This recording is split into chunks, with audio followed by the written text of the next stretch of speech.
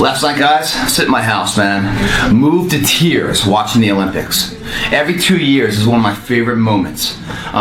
Where you get to see all of these combatants, all these free spirits, all these people that are just champions of internal belief that they can do something. So much so that they sacrifice everything that we hold so dear, friends and social lives and, partying and everything. They give all that up for the possibility in 4 years, if I kill myself every fucking day for 10 hours, I might have the chance to be on the podium.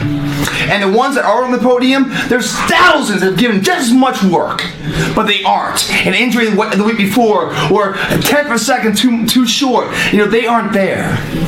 But the ones that are there, it moves me to tears, man. I'm sitting in my house by myself last night watching figure skating. This Russian couple there, they've only been together for 4 years. They're both champions in their own right prior, but then they got paired together. And they're going after an endeavor that the Russian national team used to own for decades after decades after decades. The last Winter Olympics, Vancouver, they weren't even on the podium, Russians were. Now it's on their home ice. And Sochi, all the pressure, the fucking entire nation's on them, as if the Olympics aren't pressure enough. All these years of excellence now that went spoiled is now on their shoulders too. They pair up. They give it their all. 4 years in the making for one long form and one short form on the ice. They let it all ride. And I'm watching it, man. And I'm just fucking bawling. Because that's the best the world can ever be. Where the entire country, the entire world holds their breath and witnesses, takes all of the moment of an individual. But one person's work rises to a supremacy status where everyone else stops what they're doing to take note of it. Win or lose, they're involved, they're moved by it. They end up winning the gold, and in huge fashion. What else they won wasn't just that. The whole country, they lifted them up to new levels. They lifted me up in LA, crying my eyes out, man. It's like, oh my God. I was just so moved. I couldn't sleep all night long. Here at the gym, get a workout in right now. I can't wait to get this on. I thank them so much. Great visual nutrition to take in and absorb when the tough times and adversity strikes you. To continue that process, that it is possible to rise to the levels that calm nations. The adversity that you fight, the adversity they fought, so much. It usually breaks men, that kind of adversity. But then again, for other men, that kind of adversity breaks records because it pushes them to another level. How can one person shoulder so much responsibility? How can one person go to war every single day with no guarantee it's going to go their way? How does one go one foot after another for 8 hours, 10 hours a day, sacrificing everything for the belief of something? Because they believe it.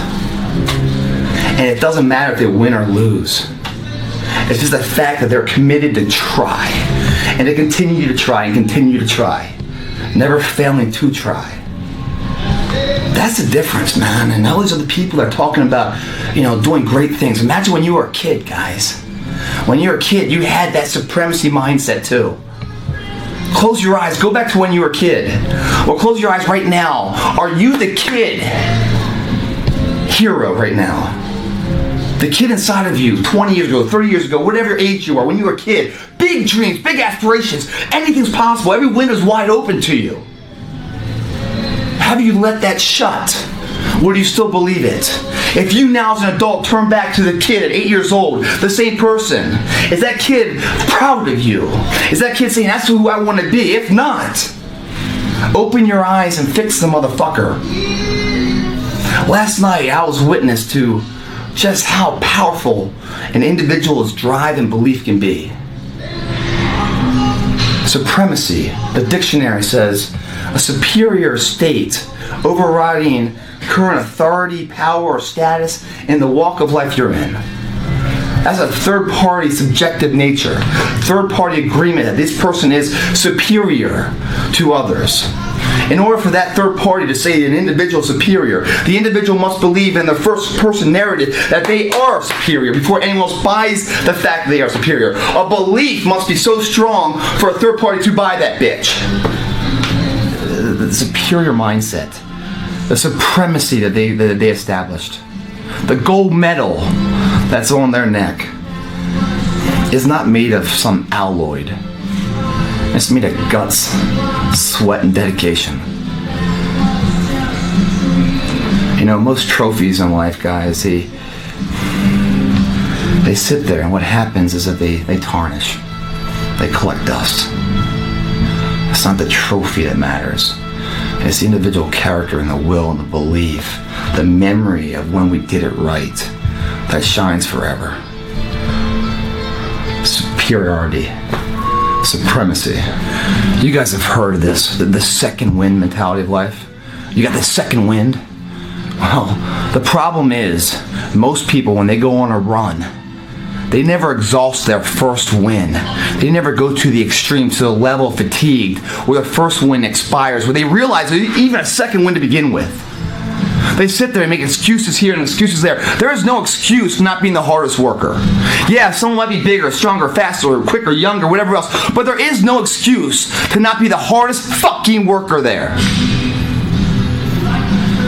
And when you believe that you have the ability to do something, that the life that you're living right now is going down this direction, you fucking hate where it is. There is nothing else to do but to change direction. A belief that I cannot go that way anymore, I gotta go this way. And what do you have to lose? You know the outcome if you continue the same shit. Why not just commit one time in your life to something? See what happens. There are no losers in the world of passion and commitment to something. No one loses there. The losers are the people that sit at the starting line and never initiate. And while you're doing this workout, and you start to hit that adversity, realize people with far less ability than you have felt the same exact pain and continued on. And those people are the role models that we all aspire to be. They were never given that status. They earned that status. They believed it so much. And they had far less potential than you. You look at any athlete out there, guys, any one of your heroes, I guarantee you, if you listen to any of their interviews, you'll hear them say, practice makes perfect, that kind of mentality, that they failed in order to succeed.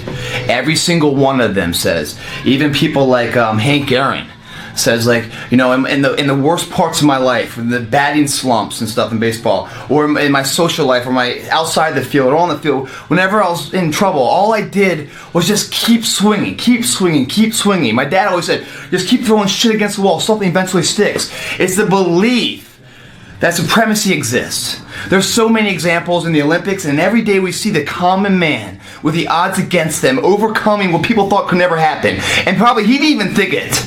But there he stands victorious and a role model to all of us. Like, oh my God, we want to be him. But before he was him, he was us.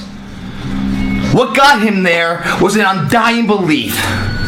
And every drop of sweat that came out, and every pain and ache and everything else, was just a telltale sign that he's getting closer and closer to that dream that we were when we were kids of being a reality. Why not believe in it? What's the other option? There is no other option. It's a life forgotten, man.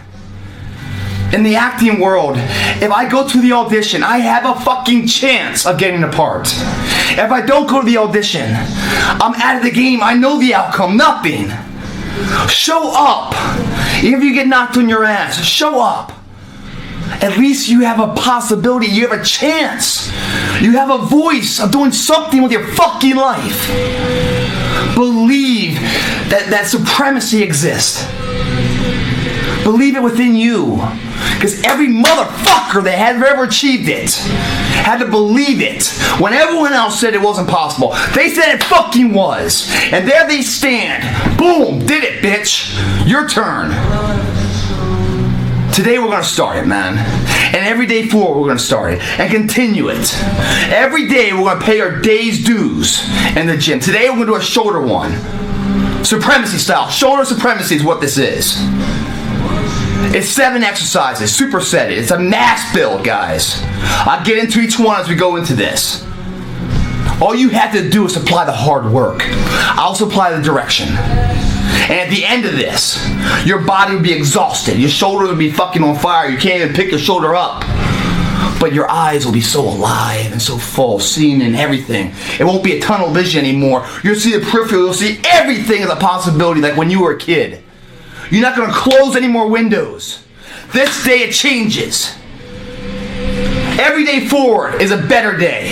No longer are we going to accept rhymes and society's rhyme the reason that we are average. Average is a weak mentality. We must believe it so much so that we're arrogant about it. We must be pissed off for excellence. Because last night I was moved to tears. That can happen. And it doesn't happen until you show up. And when you show up, you give it all you have. And if you fall and stumble, you fall forward. You don't fall backwards. Let's get this fucker on. First exercise.